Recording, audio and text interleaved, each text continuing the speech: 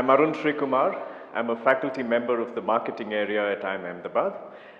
Very broadly, I study how marketing can be used as a force for social development.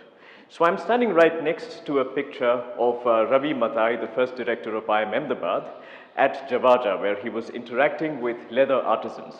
Now, he was trying to understand if the management principles taught to MBA students in the classroom can actually improve the livelihood of people living in villages.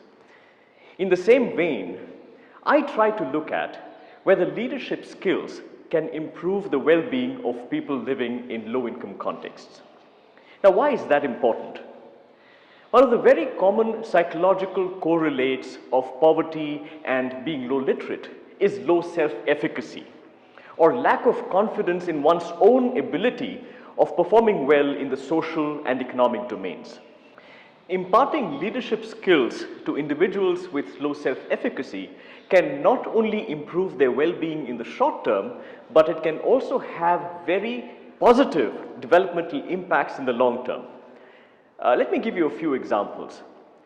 In a research project that involved a field experiment that we ran with tribal communities in Tanzania, we find that training low-income individuals to think in the long term and to think conceptually, both of which are common traits that are associated with leadership thinking, not only improved their likelihood of starting a business, but it also improved the likelihood of them purchasing innovative products in the market, which was beneficial not only for them, but also for their families.